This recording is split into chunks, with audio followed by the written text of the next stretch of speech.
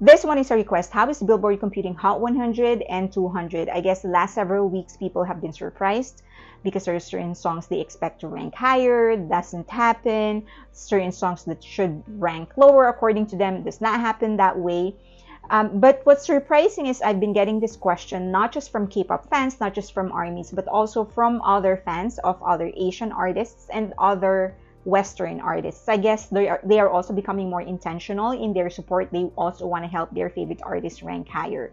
Now, let me just give you a warning. No matter, there is nobody on this planet that knows exactly how Billboard is computing this, but there are some approximations.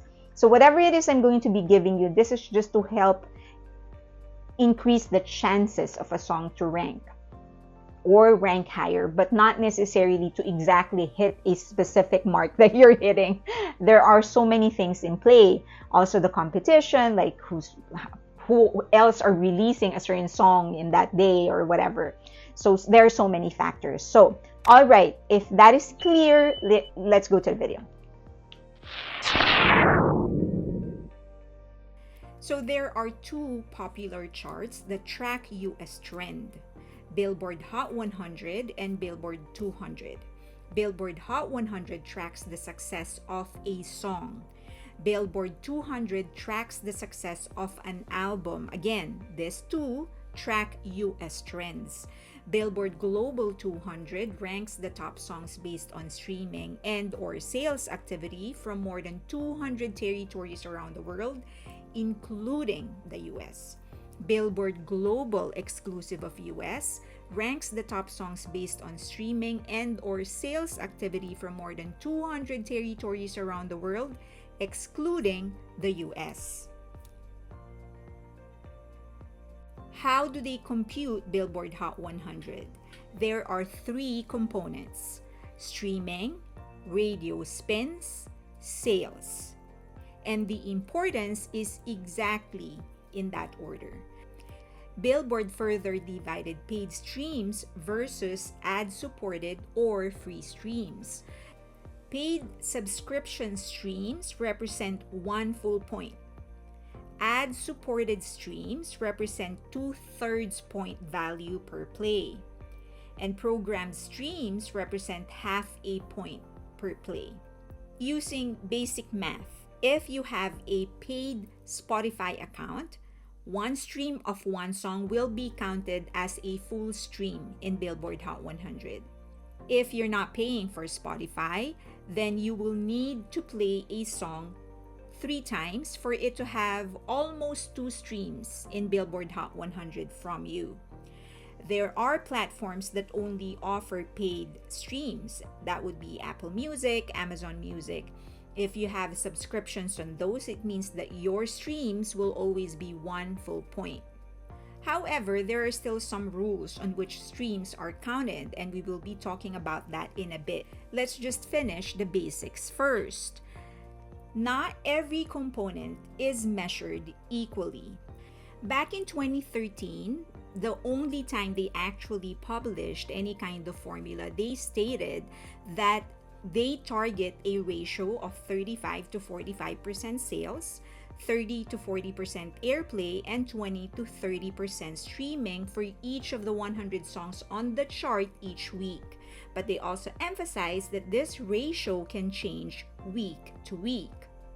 Since then, they have implemented several changes, one of which is the heavier weight on paid streams and lighter weight on free streams. They also stated on their X or Twitter account that in addition to streaming tiers, the chart's formula has been rebalanced to reflect continued growth in streaming and decreases in sales. It was their succeeding tweets that actually created some confusion because they said this rebalance means the impact of airplay and sales have increased while the impact of streaming has decreased.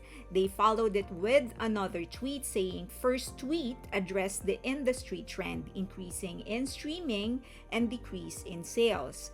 The second tweet addressed Hot 100 response, decrease in streaming, increase in airplay and sales, and they apologized for possible confusion, and it cleared absolutely nothing. Now, this might explain it a little bit. People think that there is a set percentage of sales, streams, and airplay as their formula. That is absolutely not the case. It is widely different from song to song and different week to week. This means that streaming remains the most important element of Hot 100, as they clearly stated, but they also respond to what's happening in the market. For example, if there is a decrease in sales across the board, then they will weigh one individual say higher in their formula. Let me repeat that. If there is a decrease in sales across the board, they could weigh one individual sale higher in their formula. Now in 2020, Ariana Grande and Justin Bieber's Talk With You landed on top of Billboard Hot 100. Rapper 6ix9ine went online accusing Billboard of cheating his song Guba. He ended up in number 3, but he said that Talk With You got to number 1 through illegal sales. Now, Ariana was Stuck With You submitted 60,000 units last. Grande, Bieber, and manager, also co-writer of the song Scooter Braun, all later took to Instagram to deny the rapper's claims. But that forced Billboard to partially disclose how they actually tabulated the chart for that week at the very least. They clearly emphasize that whatever we see on the chart in YouTube Music, YouTube videos, Spotify, those aren't the final numbers that are getting submitted to them.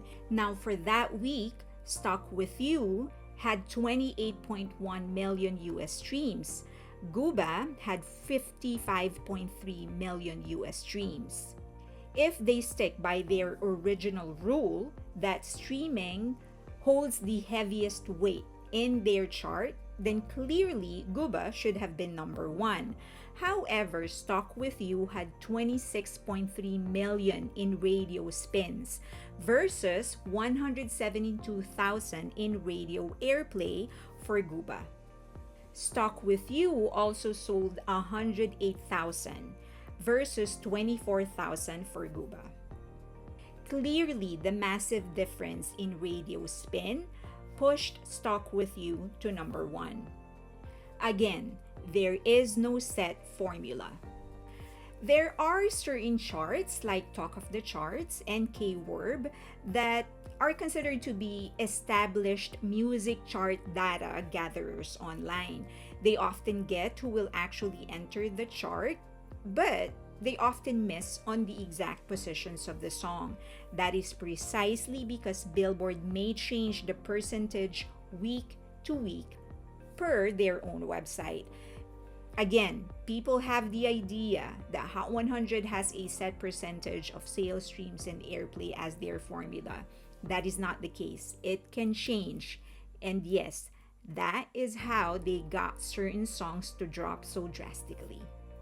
Now for Billboard 200, it counts pure sales of an album and streams. Just like Billboard Hot 100, paid streams weigh heavier in this chart. There are 3 acronyms you need to remember: T, C, and SPS. T, or track equivalent albums. 10 song purchases from the same album is equivalent to 1 album unit. C, or streaming equivalent albums, 1,250 premium streams would be 1 album unit. 3,750 free streams from the same album is equivalent to 1 album unit. So, 1 album sale is 1 unit. 1 individual song sale is 1/10 of a unit. 1 paid stream is 1/1250th of a unit. 1 free stream is 1/3750th of a unit. Together, this form SPS, or sales plus streaming units. Now, which streams count and which doesn't? Spotify is the only platform that has been religiously publishing the number of streams a song has. They have figured out, I think, that they can actually use this as a marketing tool as fans compete to put their favorite artists on top of the chart. This has also caused some controversy, primarily involving the filtered versus unfiltered streams. Only the filtered streams are submitted to charts, but artists get paid even for unfiltered streams. So, how do they filter? According to them, Spotify can detect when too many streams are coming from a single IP address or account, or when there's other abnormal streaming behavior. Mark that word. Spotify also has a system to prevent play inflation by limiting how many times a user can contribute to a song's chart position in a 24-hour period. Spotify can also remove manipulated content from platform if there's repeated or abnormal artificial streaming. Now, remember that these descriptions are general. For example, what's an abnormal behavior? It does not in any way tell you what they consider to be abnormal or not. So, my general guideline, just based on experience dealing with algorithm, is this: do not establish any kind of pattern. Many fans put 2 to 3 songs between the song they want to try to rank. That in itself is a pattern, so you have to be unpredictable. Put 5 songs and then 3 and then 7 and then 10. Then don't play the song for an hour or just shut it down for another hour. Remember that 10 counted streams are way better than 100 uncounted streams if your goal is to chart a specific song.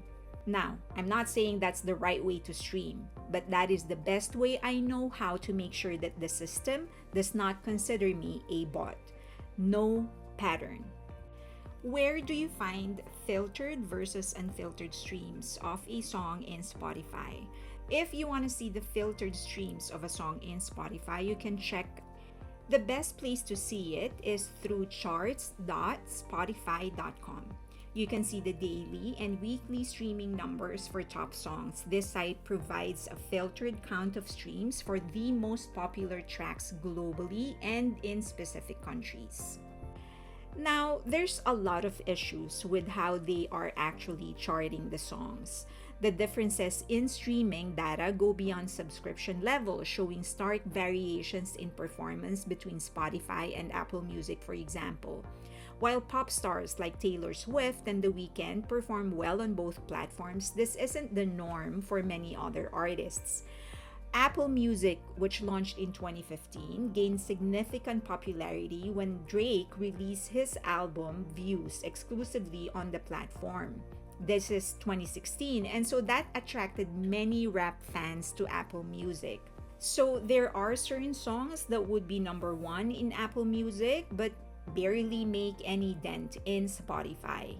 This also happened in K-pop song Cupid by 50/50. They peaked at number 6 on Spotify and it actually remained there for like 20 weeks. But it only reached 168 on Apple Music. Last year, it was revealed that the most streamed song on Apple Music is Ed Sheeran's Shape of You with over 930 million streams, but it's already over 1 billion in Spotify. Apple Music only publishes the ranking, but not the number of streams. Now, many people are saying that Apple Music refuses to publish the streams because they don't want to show that they are lagging behind Spotify. But then, there are also a lot of people that are saying that Apple Music's refusal to publish the number of streams actually make it the best platform to see the real organic hits. Now, this is just several of the many problems of Billboard. There's radio spins, issues on sales, which sale is really counted, which are not. But given how hot emotions are right now, with the different releases, I am going to postpone explaining this at a later date. This is what I would suggest though. When streaming, make sure that you behave like a human being and do not establish any kind of pattern. No pattern at all. When buying an album, buy one set at a time and use cash. Don't be hung up on Spotify. Stream on Apple Music, YouTube Music, Amazon Music, and others. If you insist on Spotify, go premium. And there are fan bases that would be willing to fund your premium account. most of all, enjoy the music. That is the main point of it all. That's a lot, I know, but I hope that in one way or another was able to shed some lights and provide some clarifications on how we can help certain artists or songs rank better in the chart. Now, my hope is that we as fans will also start putting more weight on the quality and substance of music rather than just the charts or popularity. Rather than engaging in fan wars, we actually engage in critical discussions of music and of art. Now, I'm not saying that let's abandon the chart altogether. I mean, even for BTS, it still matters to them. We know that they're trying to get out of it. At least RM said that he wants to eventually not care about the chart, but he's not there yet. We know that RM and that Jimin and Jungkook are still happy to see their songs in the chart. And I think they will need it for a little bit more because they're just starting their solo career. So let's still continue helping them with the conscious intention of trying to get them inside the chart. But I think we also need to be conscious in supporting quality reviews, in highlighting the substance and the substance of their music in terms of musicality and lyrics. And so the question is, how do we do that? I think one is that we can start by pursuing and supporting creators and reviewers that are actually providing quality reviews with substance and not just reviews that are just chasing clout. Second is that when we're in our social media on Twitter or whatever social media it is that we're using, I think it will be better if we start critical discussions rather than engage in fan wars or just whatever. I think it's better if we participate in discussions that are actually dealing with analysis on the visuals, analysis on the music, beats, melodies, and the lyrics itself. I think that way, let's hype them up, those people that are trying to do that, participate, even if it is just to encourage them, to thank them. But I think getting them more engagement is going to send a signal to not just to the algorithm, but to other people that fans are looking for something more substantial, not just pretty, not just something flashy and pretty. So that's my hope. The media, the online magazine that we are starting, I hope is going to be a catalyst in that. I hope that it will be of help, and we'll try to put in as much quality critical content, critical analysis of music and movies and other arts, and I hope that you guys will support it. That's it, actually. If you have any questions, let me know. I'll try to answer them. And I hope you like this video. Please give it a subscribe. Please give it a like, subscribe, and also hit that notification button so that you don't miss a single video. And share the video if you can. Also, please follow me on Patreon. There is a free tier if you don't want to pay. Also, subscribe on X or on Twitter, or follow me on X or on Twitter, and also on Instagram. Thank you. I appreciate you.